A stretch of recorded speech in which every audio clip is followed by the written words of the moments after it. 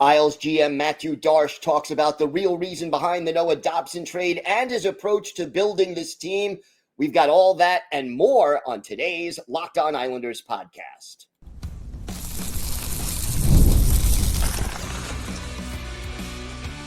Your Locked On Islanders, your daily podcast on the New York Islanders. Part of the Locked On Podcast Network, your team every day. Welcome, everybody, to the Monday edition of the Locked On Islanders podcast. We are part of the Locked On Podcast Network, your team every day. I want to thank everyone who makes Locked On Islanders your first listen every day. Don't forget to subscribe on YouTube or wherever you listen to podcasts so you never miss an episode. I'm Gil Martin. I've been covering the New York Islanders for almost 2 decades, and I wrote the book Ice Wars on the history of the Islanders' rivalry with the Rangers from 1972 to the modern era. So glad you could join us today to talk a little Islanders hockey, and we've got a lot to break down. Matthew Darsch speaking out and discussing the Noah Dobson trade and his approach to building this team into the perennial Stanley Cup contender that he desires. We'll talk about what he said and what it means, including the future of Anders Lee with this team as he enters the last year of his contract. And we've got some updates on 2 of the 3 number 1 picks from this year, Mathew Schaefer and Kashan Aitcheson. Let's start with the Darche interview, and it was very interesting. The big first thing that Darche touched on that I thought was really important and well said was when he discussed the trade for Noah Dobson. And, you know, to me, that was a really interesting insight, and it said something to me that was kind of important. And what Darche actually said was, I'm going to quote it, I had a value that I thought was my threshold.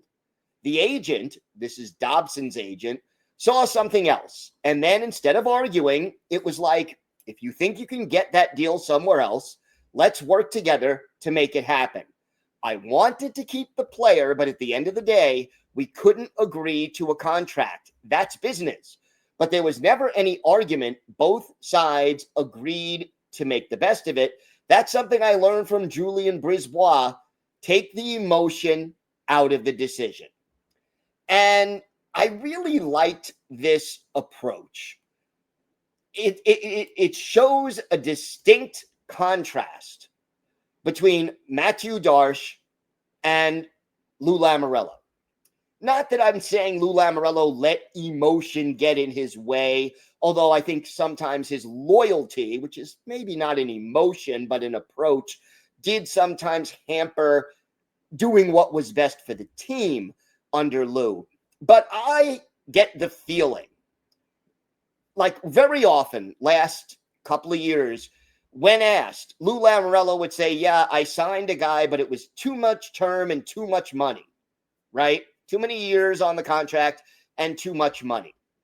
And I get the feeling that Lou probably would have paid Noah Dobson. He ended up getting, what, 9.5 million AAV with Montreal. I get the feeling, would have been that, maybe even 10 million, 7 years, no trade clause, the whole 9 yards that Lou put together in so many packages for Noah Dobson. And I think that would have been a mistake. And the reason is just the inconsistency that Dobson showed. He's below average to dreadful defensively and then inconsistent offensively. When he was on, he was a great offensive defenseman. But really 1 year that he was that elite offensive defenseman, and then a lot of up and down inconsistent play after that last season. But the fact that Darche arrived at a number and basically said, you know what, I'm not going over that number. That to me is great to see, because when you deviate from your number, that's when you get into trouble. That's when you end up with contracts that hurt the team over the long haul. And we've seen too many of those in, recent years under Lou. So the fact that, Darche says he likes Noah Dobson, he thinks he's a potentially, useful player, would have liked to have kept him, but they were not able to reach an agreement as to what the player is worth. And so he worked with the agent, which I really liked to hear. And they end up working out this trade with Montreal.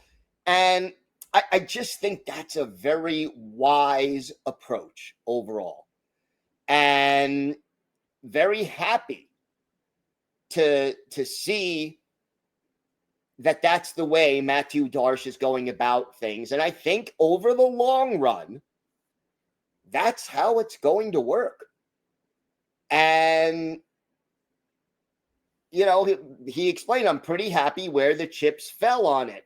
The two guys we got in the first round with those picks, which is Victor Eklund and Kashan Aitcheson, we didn't expect them to be there. And agreed, most draft experts had both Eklund and Aitcheson going sooner than 16th and 17th.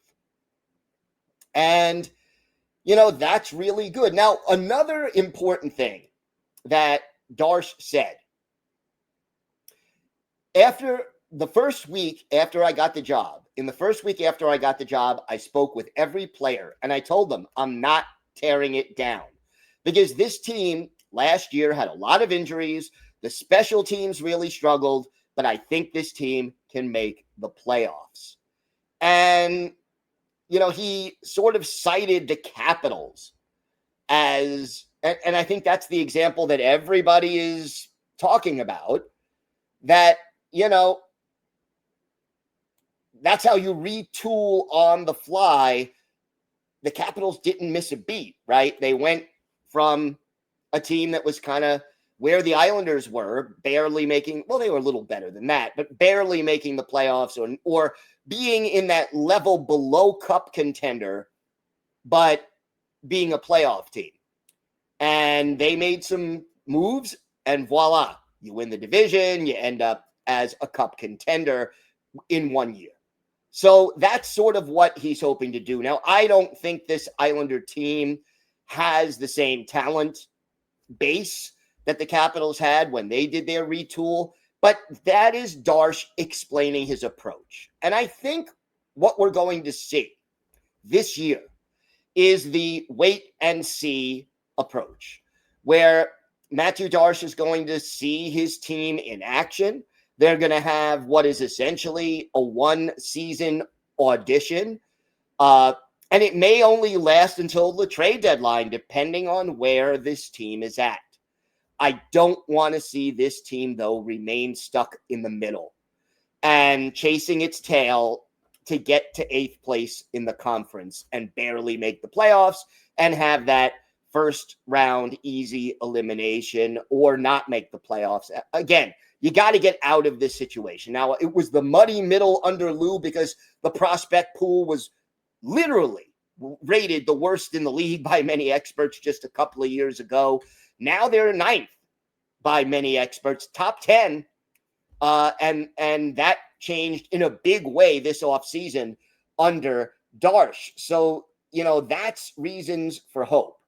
Do I think Darche may be overrating this team's potential? Yeah. Again, are they a playoff team? Yes. If everything breaks right. If Sorokin stays healthy and is not overused.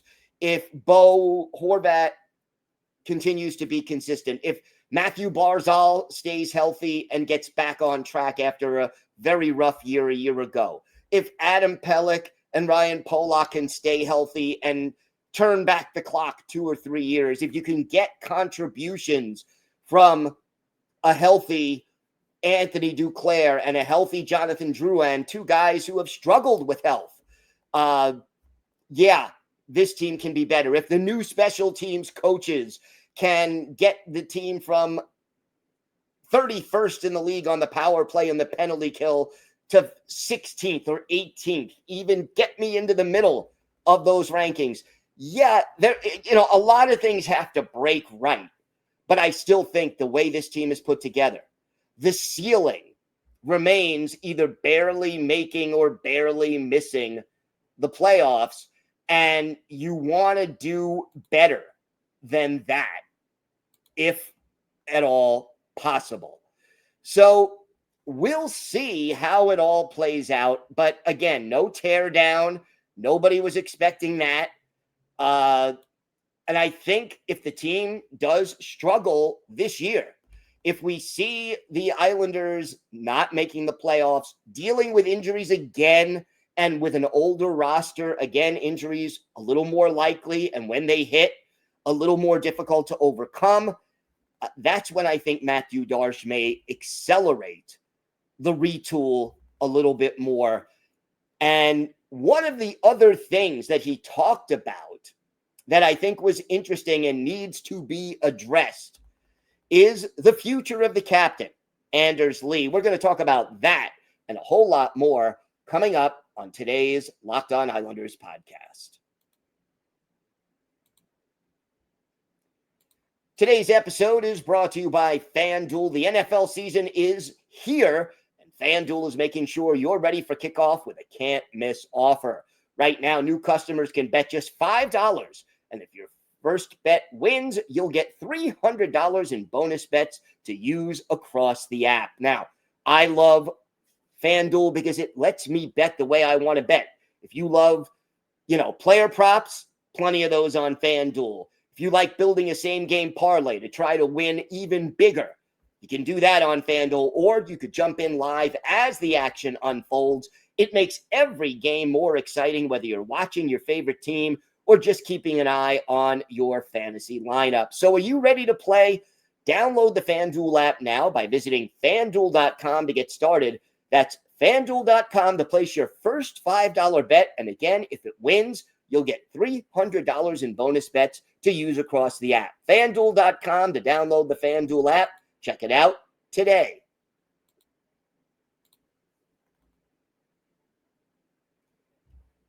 So, Anders Lee, captain of the New York Islanders, great Islander over the course of his career, 35 years old right now, not a young kid anymore, entering the last year of his contract. It's one of those contracts that, again, $7 million a year AAV, that is not... Even with the good year he had last year, the surprising bounce back year, the value wasn't quite at $7 million. It was probably around 5.5, maybe 6. And that was maybe his best year in the last 3 or 4 years, since he had the really big season a few years back. And Darche said he met with Anders Lee first after he was named GM, and they've been in contact with each other regularly all summer. And, he basically is taking a wait-and-see attitude about Anders Lee and his future with the team. I believe, based on where this team is at, that, it's probably better to move on from Anders Lee at the trade deadline, unless the Islanders do surprise a lot of people and are on, in a position to be a division contender or significantly, better cup contender. But again, here's what Matthew Darsch had to say. I said to him, let's start the year and see where it goes. There's no urgency on his side or on my side. He's the captain of our team, and I really like the individual. But I'm new to the team, right? There's no one that's on an expiring deal that has 1 year left that I've re-signed. It's not because I don't want to. I had enough on my plate this summer. I've got a great relationship with Anders. So I think taking the wait and see approach makes the most sense. And again, I like what Darche is doing here. what is the wait and see approach? Well, you're waiting and seeing on two things that aren't identical but are related. Number one, how does Anders Lee do? Last year, he bounces back, scores 29 goals, which, not a lot of people expected. Was that a last hurrah as he's aging and inevitably going to slow down a bit? Or is this a level that he can keep for 2 or 3 more seasons where he'll give you 25 to 30 goals and be worth a lot more than what he looked like in 2023, 2024, and 2022, 2023, when he, his production was not what it was a few years back. So you got to wait and see how Anders Lee does on the ice. That's number one. What does he have left? What can he give you? And it's not just what he gives you this season, but it's what can he give you down the road in the future. You've got to project that forward because, again, when players get on the wrong side of 30, and in Anders Lee's case now, on the wrong side of 35, if you're projecting forward, let's even say you sign him to a 2 or 3 year deal, he'll be 37 or 38 when that deal expires. How do you project his productivity going forward? So that's the one thing. You need to know what you're getting from Anders Lee this year and then projecting what he could give you realistically looking forward. But then the second thing is, where is the team? And again, if the team is in contention for a playoff spot, that's one thing. If the team is solidly in a playoff spot when we get to the trade deadline, that's another thing.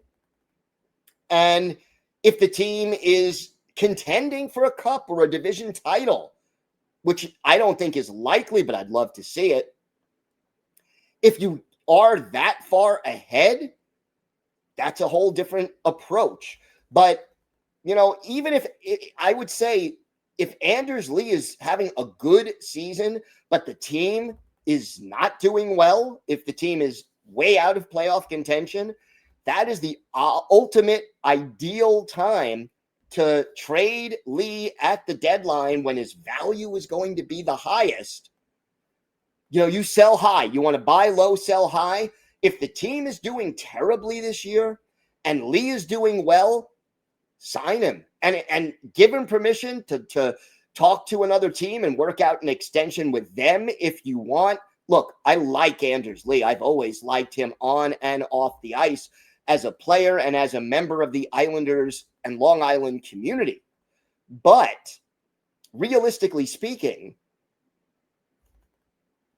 if you need to retool this team, and I think they do, and it will be a slow rolling retool as these contracts come off the book, if you need to retool and the team is struggling, you trade Anders Lee at the deadline. You move on from him, as difficult as it is emotionally, as much as he's given this team and this organization over the last decade. That's the right move for the team if the team is struggling, for sure. If you re-sign him, I think you're looking at a 2-year deal at a hometown discount where at most, it's a 2-year deal with an AAV of $5 million per. I would not go more than 2 years. I would prefer a 1-year deal, but I think if I'm the player, if I'm Anders Lee, I know I can get a 2 or 3 year deal elsewhere. I really would insist on at least a second year. That would be how I would approach it. So to me, a 2-year deal, maximum $5 million AAV. So a little hometown discount and a 2-year term. I would never go above 3. Don't want to go to 2, but would do it. That to me is a reasonable approach for Anders Lee. And I really like Lee. Like I said, he had a good year last year, a bounce back year, but the long-term future of this team to me is most important. Could Anders Lee be a mentor of sorts for some of these younger players if they were to bring him back? Yes, he could. Yes, he could. But at the same time, if you can get a first-round pick for Anders Lee at the trade deadline and the team isn't going anywhere and you know you need to retool, man, you do that deal. You do that deal, especially if Lee is having a good season, because at his age, that could change at any time. And the long-term development of this team, to me, this year is the year Matthew Darsch gets a feel for the players he has. It's a feel-out year. It's a year he has to figure, what am I going to do? Who's going to be part of this team going forward and who's not? And the more important thing is 2-3 years from now, when the Aitchesons and the Eklunds and the Isermans, and when Schaefer becomes, reaches more of his potential, when all of these kids that are in the farm system that we've been talking about every day, as we've been talking about the farm system a lot, when all of these guys start to mature, that's when you want to make this team into that perennial winner. We'll see how Matthew Darche approaches it. We'll see how Anders Lee approaches it. But to me, this is a pivotal year of evaluation for Matthew Darche and for the New York Islanders. We've got more to get to on today's show. Some new quotes from Matthew Schaefer, some news about Kashan Aitcheson, so 2 of the 3 picks, and for our Islanders' birthday of the day, a forward who was an enforcer with the New York Islanders in the late 1990s and very early 2000s. Well, really the late 1990s. Better known as a Vancouver Canuck. We'll see if you can guess who that is. We'll talk about him and his impact coming up on today's Locked On Islanders podcast.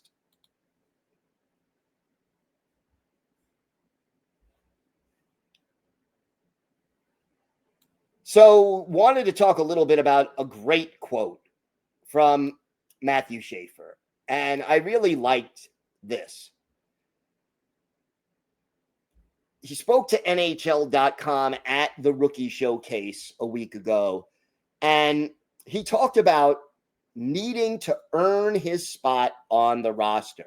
He said, you don't just get stuff given to you, right? You've got to earn it. You've got to earn your spot. I mean, I still have to earn my spot on the team, and that's what I'm going into camp to do. Still a lot of hard work. It's going to take time, but I'm ready, and I can't wait to just get into camp. So once we get going and get underway, I'll be super excited. And, to me, that is absolutely a great quote, realizing, again, how mature Matthew Schaefer is, how he's not taking anything for granted. I think he is confident without being cocky. And, again, he's saying all the right things. Got to go out on the ice and perform ultimately, but I like the kid's attitude. I like his approach, and hopefully he will continue to develop, and we'll see what he's got in training camp as to whether or not he's going to be an Islander this year or head back to Erie for one last season of juniors. Then we had some news about Kashan Aitcheson, and this one was a little disappointing. Aitcheson receiving a major penalty for an illegal check to the head during a preseason game for Barrie on September 1st. And as a result, he was suspended for 3 games by the Ontario Hockey League, can return on Sunday to the lineup. And look, here's sort of how I look at it. In the game, Aitcheson was kind of trying to defend a teammate, which is admirable and which I like. But you can't make a cheap shot and get suspended. I know Aitcheson has a reputation of being, this very gung-ho physical player, and we need that. The Islanders lack that right now, the physicality, the we're difficult to play against mentality. We need it, but you can't take it to the extreme where you make that satisfying hit to protect your teammate or to get back at someone who took a run at one of your teammates.